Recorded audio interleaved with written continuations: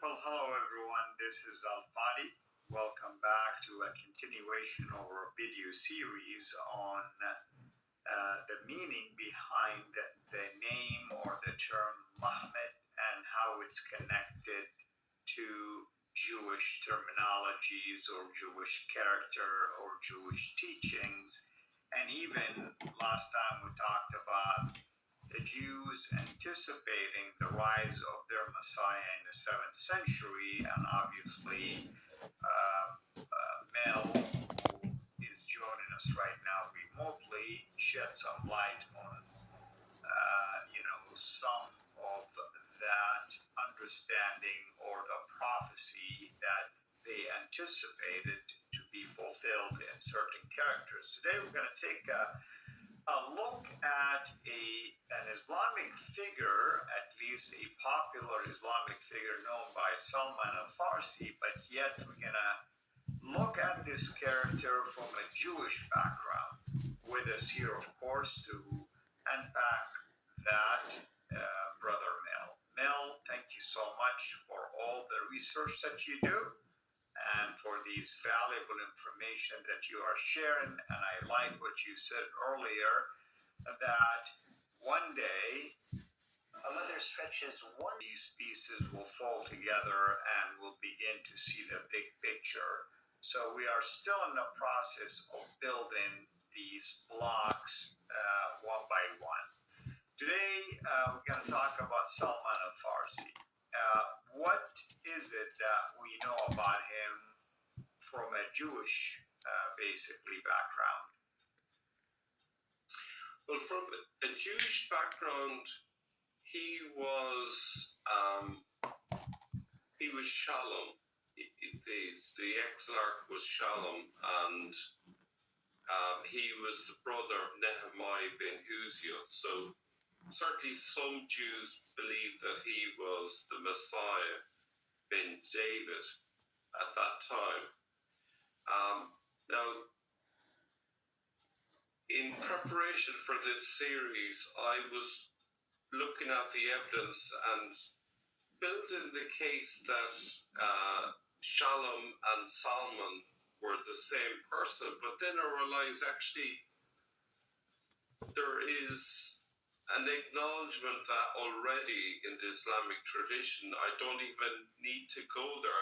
I just need to point out that that is what many Muslims actually believe already. So I don't necessarily have to prove that.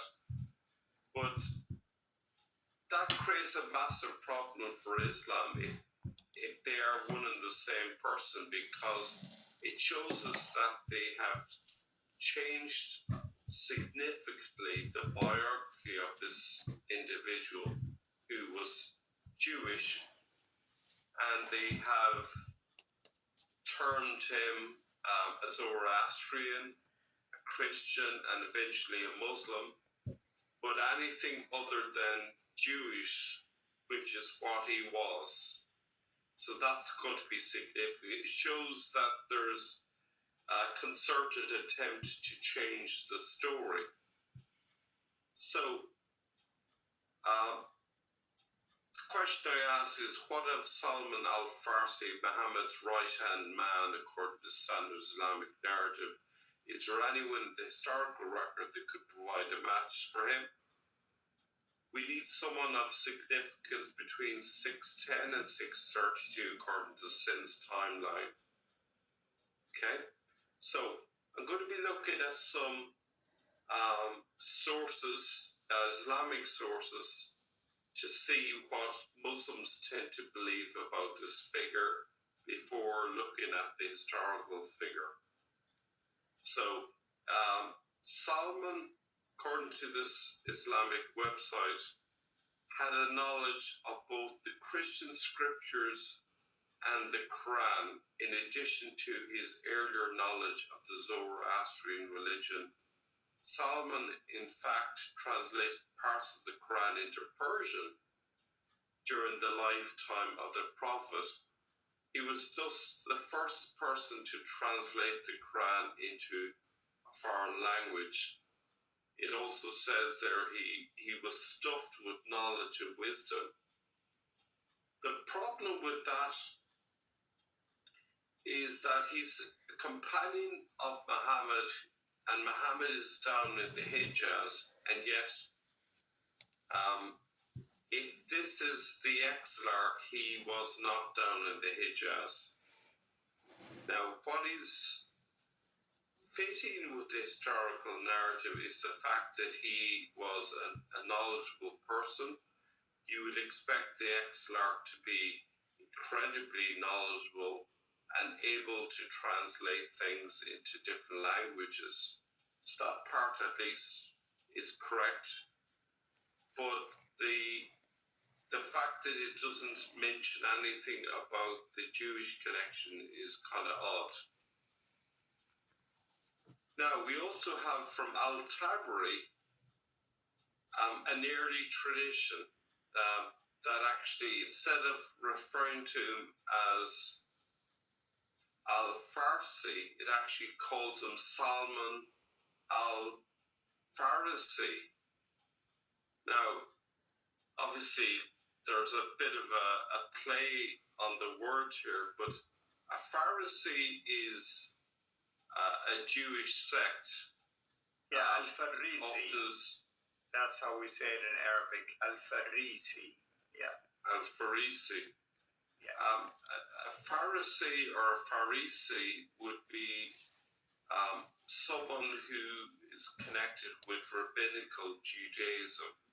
A Pharisee. Yes, exactly. Yeah, so with a term like Pharisee being so similar to Pharisee, I can imagine that this could be a coined term that's used for him for multiple reasons. If he was Jewish, it makes sense to call him that. If he was connected in Persia, perhaps in terms of his biography, maybe, like for example, the standard Islamic narrative says that he was taken away and made a slave for 10 years. So he was sent into exile for 10 years, which sounds remarkably similar to the story of Muhammad, who was exiled for 10 years as well.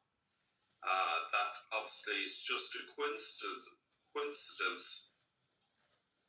We also have from this Islamic website a clear indication that Muslims believe that Shalom bin Hushiel is the same person as Salman Al Farisi or Farisi or Farisi. So it could be, and it says that it could be his connection to the geographical area, that's Persia, or it could be his connection to his, I would say, religious authority. Yeah. And the fact that the terms are being used interchangeably would suggest that both titles for him actually both work. Mm-hmm. Yeah, it's a good play on words because if he's in the right location and also he happens to be Jewish, it's a nice little term to call him. It's kind of playful. I don't think it's necessary really to kind of think too deeply about the etymology and whether it's justified to call him Farsi and Farisi, because I think it's the terms are close enough in sound for someone to use that as a playful term. So as you can see there, this Islamic website refers to him as the son of Dex or Ushio. So they're open and honest there about that. that's actually significant because the same standard Islamic narrative denies that he's Jewish.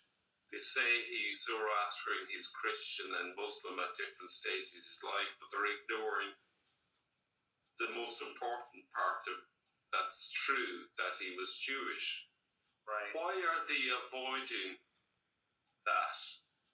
That's the question I want to ask everyone. You know, why, of all the things they could say about him, why are they trying to avoid saying that he's Jewish? Because that tells us way too much. It points us towards the history that was going on in the background that we shouldn't know about, because it unpacks everything. So I think that's the rationale behind it.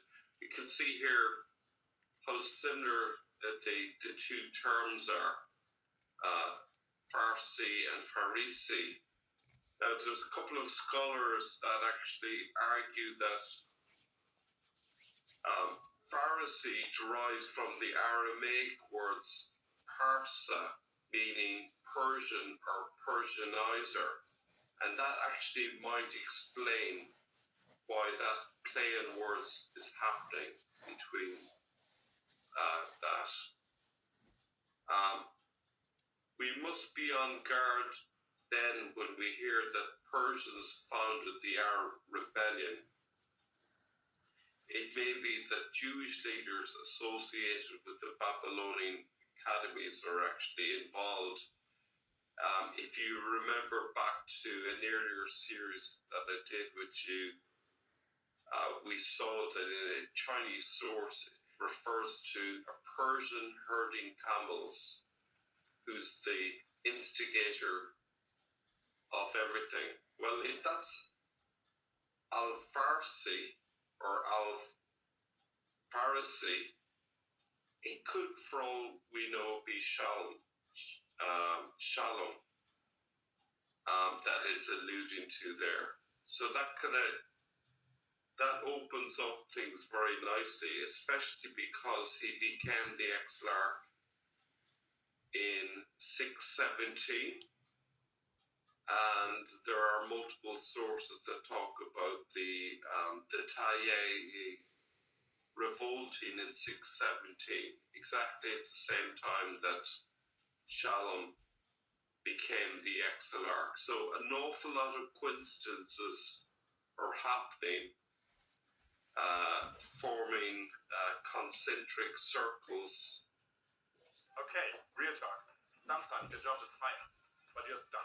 And if you're watching this, To offer a plausible explanation that the standard Islamic narrative is actually basing it on a historical figure, but they're editing his story to suit the narrative. They're ignoring his Jewish origins. They're ignoring the fact that he was up in Iraq, that he's the leader of Jews, and that he's the leader of this rebellion. So, to put it into context, we can see that Salman Farsi is the brother of Nehemiah bin Huziel, who was killed, as we saw in the previous episode. And these two Jewish scholars confirm, from their point of view, that Salman Farsi must be Shalom, that's mentioned in their sources. So, Yeah, that's wonderful. it from me. Yep, thank you so much. It's really interesting take, of course, on the meaning behind the title Farsi or Farisi. I mean, that again, it shows that without the diacritical markings or any of these features, the harakat, the word in Arabic is left to be interpreted in a variety of ways. And this is another problem, even though we're not talking that Salman Al Farisi was mentioned in the Quran, but that shows the importance of that even in how it applies to the Quran itself and the various text readings in and of themselves. Well, next time, hopefully, we'll try to wrap up the series, but at least we'll be talking about a very interesting title or name mentioned in chapter 9, which, by the way, baffled a lot of scholars. Uzair, that's the name that the Jews took Uzair as to being the Son of God, and they are cursed for that. And the Christians took the Messiah to be the Son of God. But your take on the word Uzair is very interesting, very new, and hopefully people pay attention to that because it will start to make sense, actually, when you look at it that way. Anything else you want to add to this, brother, before we wrap up? Yeah, I think that will actually connect all the dots in terms of the idea that what we're looking at in the 7th century is a messianic movement. We saw that the Jews believed the Messiah had arrived, and this is also going to fit into the overall jigsaw. Wonderful. Thank you as always. Thank you, everyone. This is Al Fadi over and out.